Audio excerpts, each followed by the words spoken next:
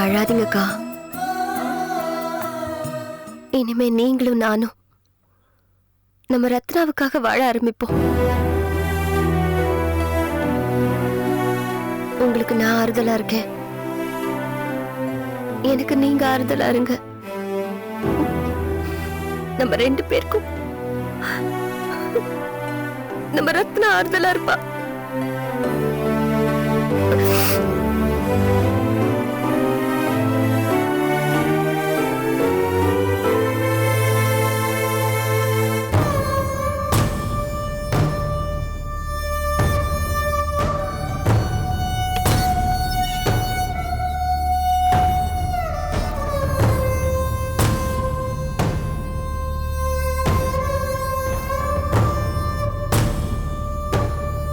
அக்கா,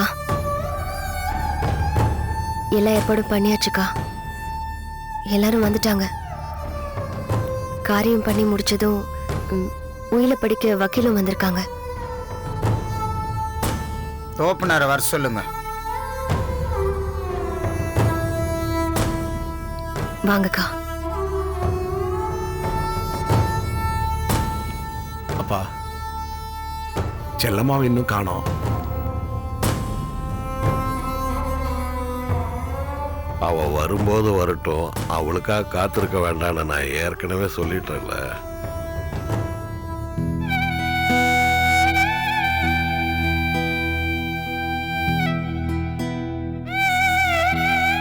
உட்காருங்க, இப்படி உட்காருங்க.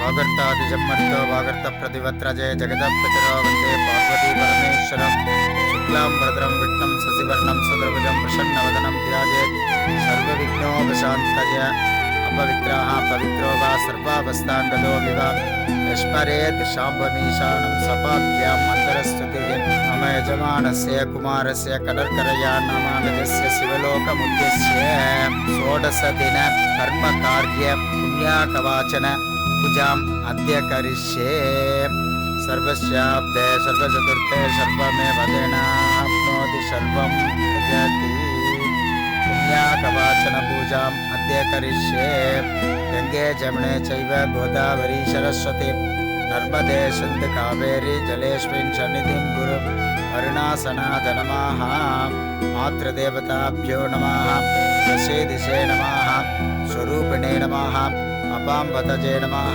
तीर्थराजाज नमः ஒரு சொட்டு ஜலம் விடுங்க. உபீபல சமாஜுக்தம் நாகவல்லி கலீரதம் பகாஜ வித்மஹ பாசஸ்தாஜ திவஹ தன்னோ வர்ண பிரஜோதயாதே. படத்துக்கு தீபாரணை பண்ணுங்க. சர்வஸ்யாப்தே சர்வசதுர்த்தே சர்வமே வதேன ஆப்னோதி பிரஜம்பகம் விஜாமஹ சுகந்தியம் புட்டிவர்தனம். இந்தாங்க, எல்லாரும் கற்பூர ஆர்த்தி எடுத்துங்க. எல்லாருக்கும் காமிங்க. பிரஜாருகம் மிருகவந்தனாம் முக்கியம் க்ஷயமாமிருதாதே सर्वाभीष्ट सिद्धिरस्तु महदैश्वर्यापि विद्धिरस्तु.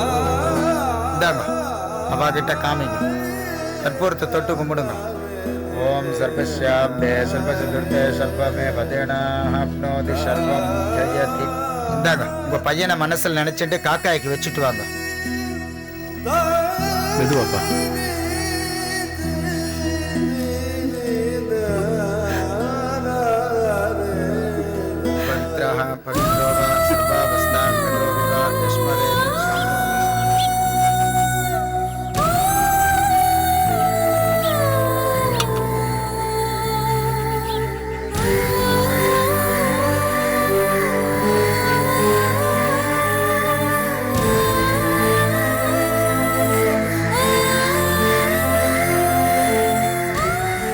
அப்பா, அங்க கொஞ்சம் தள்ளி நிற்போம்ப்பா.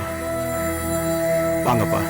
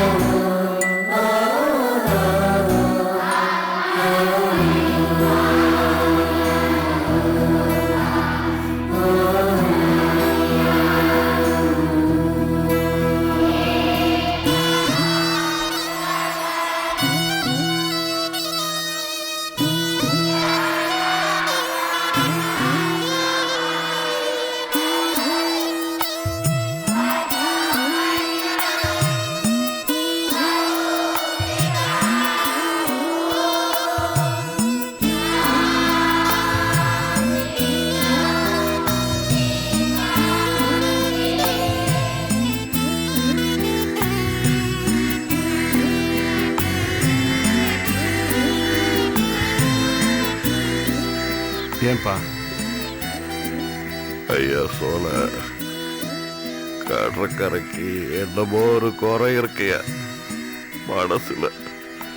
அதுதான் வச்ச பிறகும் வந்து எடுக்காம இருக்கையா. அமரர் திரு கடற்கரை அவர்களின் நினைவாக சகோதரி திருமதி செல்லம்மா அவர்கள் இன்று உணவளிக்கின்றார்கள். அவர்களுக்கு எங்களது மனமார்ந்த நன்றிகள். மேலும் அமரர் கடற்கரை அவர்களின் ஆத்மா சாந்தியடைய இறைவனை உம்மிடம் வேண்டுகிறோம். சாய்ராம் சாய்ராம்.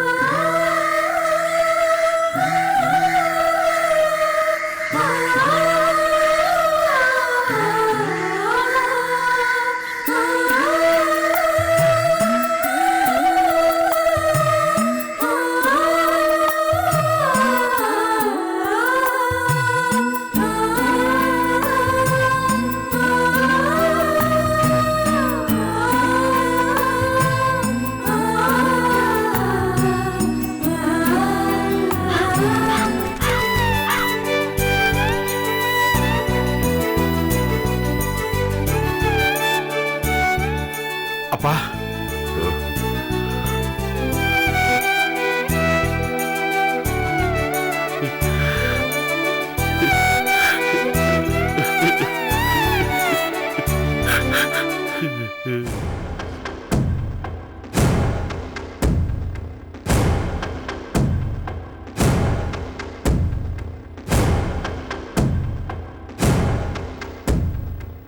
எல்லாம் முடிஞ்சு உறவுக்காரங்களா சாப்பிட்டுட்டு போயிட்டாங்க. இன்னும் என்ன, உயில படிக்க வேண்டியதானே? இல்ல, ஒரு முக்கியமான ஆளுக்காக வெயிட் பண்ணிட்டு இருக்கேன்.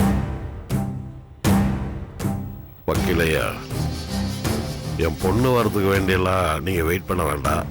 தாராளமா நீங்க படிக்கலாம். எனக்கு ஒன்றும் அவசரம் இல்லை, நான் வெயிட் பண்ணி பார்க்கறேனே. இல்ல அவசியம் இல்ல. எதுக்காக வெயிட் பண்ணோம்? இந்த குடும்பத்துல சம்பந்தப்பட்டவங்க அத்தனை பேரும் இங்க இருக்கோம். அப்புறம் ஏன் நீங்க படிங்க. என்னக்கா படிக்கட்டும் தானே? சொல்றாங்கல்ல, படிங்க. எல்லாருக்கும் இதுல சம்மதம்னா எனக்கு ஒன்றும் அப்ஜெக்ஷன் இல்லை. அப்ப படிங்க.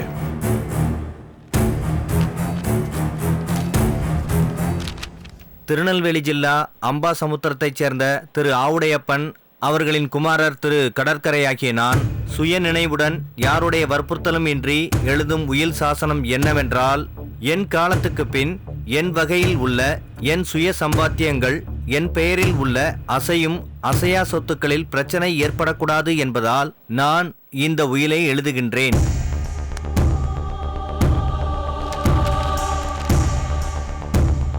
சென்னையில் வசித்து வரும் 7 கோடி ரூபாய் மதிப்பிலான வீடு, கையிருப்பு 10 லட்சம் மற்றும் கன்ஸ்ட்ரக்ஷனில் வரும் 20% பங்குத்தொகை மற்றும் வீட்டில் உள்ள அசையும் சொத்துக்களான நகைகள் மற்றும் இதர சொத்துக்கள் என் பெயரில் உள்ளன.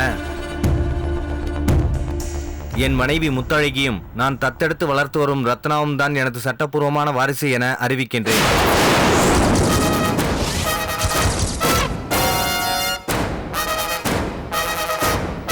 தற்போது ரத்னா மைனராக இருப்பதால் அவளுக்கு 18 வயது ஆகும் வரை சொத்துக்களை யாரும் விற்கவோ மற்றவர்களுக்கு தானமாகவோ கொடுக்கக்கூடாது. அனுபவ பாத்தியம் மட்டுமே உண்டு. இதில் முக்கியமாக ரத்னா மேஜராகும் வரை இந்த சொத்துக்களை நிர்வகிக்கும் உரிமையை என் தங்கை செல்லம்மாவுக்கே வழங்குகிறேன். என் தங்கை திருமதி செல்லம்மா என்னால் நிறைய வேதனைகளை அனுபவித்து விட்டாள். இந்த உயில் எழுதப்படும் நிமிடம் வரை என்னால் அவளுக்கு எந்த நிம்மதியும் இல்லை. இதை கருத்தில் கொண்டு அவளுடைய நேர்மை குணத்தை மதித்தும் என் மகளுக்கும் சொத்துக்களுக்கும் கார்டியனாக திருமதி செல்லம்மாவை நியமிக்கிறேன்.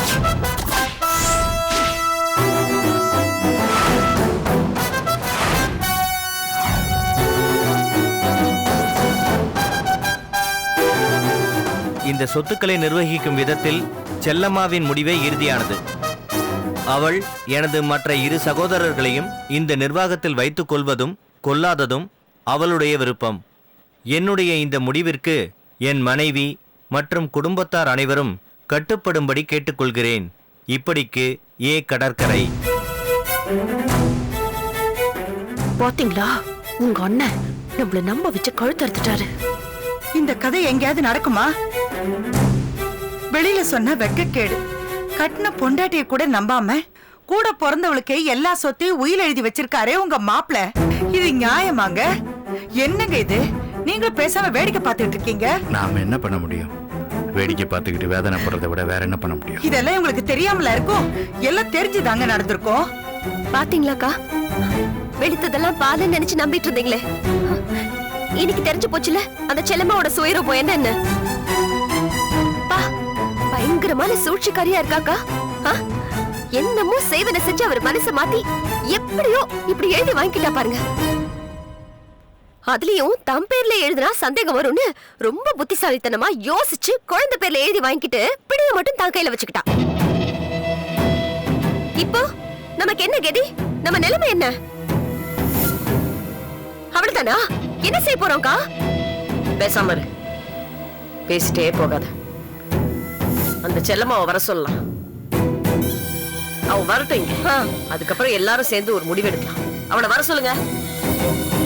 போங்க மாமா, செல்லம்மாவை உடனே இங்க வர சொல்லுங்க.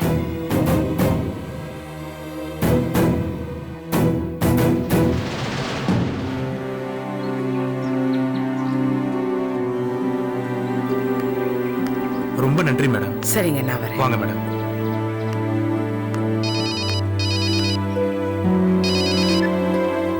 சொல்லுங்கப்பா. நீ என்ன பண்ற? உடனே கிளம்பி அண்ணன் வீட்டுக்கு வர்ற. அப்பா, எனக்கு கொஞ்சம் வேலை இருக்கு, நான் அப்புறமா வரேன். நான் சொல்றேன்னா அதுக்கு ஒரு காரணம் இருக்குமா?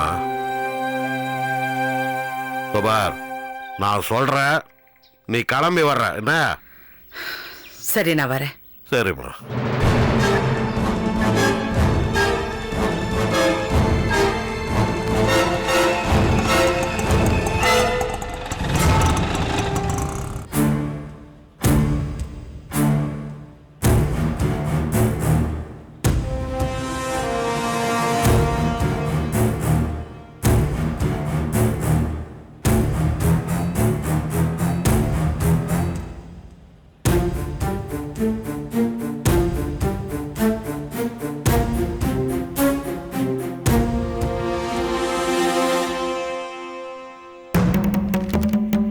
என்னாச்சு? போன் பண்ணி இவ்வளவு நேரம் ஆச்சு, ஆளை காணோம். என்ன சம்பந்தி, எவ்வளவு நேரமா காத்துக்கிட்டு இருக்கிறது? இல்ல சம்பந்தி, நான் போன் பண்ணிட்டேன், செல்லம்மா வந்துட்டே இருக்கா. ஆமா, வருவா வருவான்னு சொல்லிக்கிட்டே தான் இருக்கீங்க. ஆனா எப்ப வருவான்னு தான் தெரியலையே. எப்படி வருவாங்க? சும்மா கூப்பிட்டு உடனே வந்து நின்றுப்பாங்க. நம்ம இங்க நடக்கிற எல்லா விஷயத்தையும் அப்படியே சொன்னா? அது சரி, இங்க வந்தா நாக்கு தெரிக்கிற மாதிரி 4 கேள்வி கேட்க மாட்டோம். அதுக்கு பயந்துகிட்டே வராமலே இருந்திருப்பான்.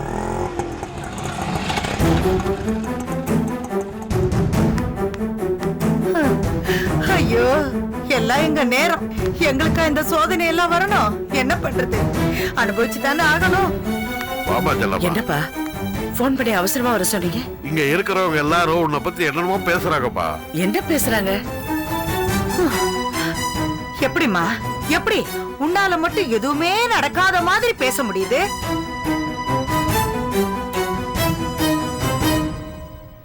என்ன பேசுறாங்க? என்னம்மா, என்ன சொல்றீங்க? எங்க வேதனைய எப்படி கொட்டி தீர்க்கறதுன்னு தெரியாம தவிச்சுக்கிட்டு இருக்கோம். ஏன் செல்லம்மா, நீ செஞ்சது உனக்கே நியாயமா இருக்கா? நல்லா இருக்கு. இப்ப கேளுங்க. உங்க தங்கச்சிய பத்தி நாங்க சொல்லும் போதெல்லாம் ஏதோ எங்களுக்கு பிடிக்காததுனால அவங்க மேல பழி போடுற நினைச்சு எங்களை குறை சொன்னீங்கல்ல. இப்ப பண்ணத பாத்தீங்களா? நல்லா அனுபவிங்க.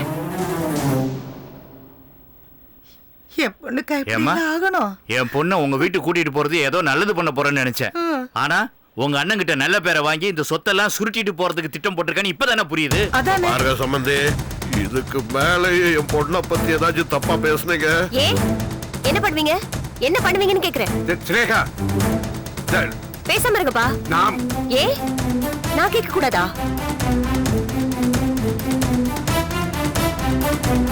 என்னக்கா, நான் பேசக்கூடாதாக்கா இந்த இடத்துல? தப்பாக்கா? அக்கா, நான் இந்த குடும்பத்துல ஒருத்தி தானக்கா, பேசக்கூடாதா?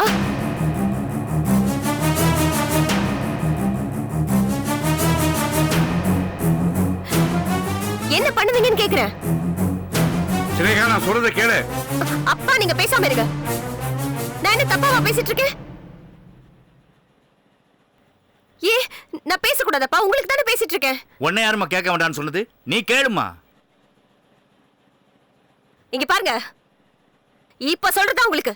இன்னொரு தடவை இவரை பத்தி தப்பா பேசுனீங்க. இங்க பாரு, இன்னொரு வாட்டி என் அப்பாவை பத்தி கை நீட்டி பேசுன நடக்கிறதே வேற.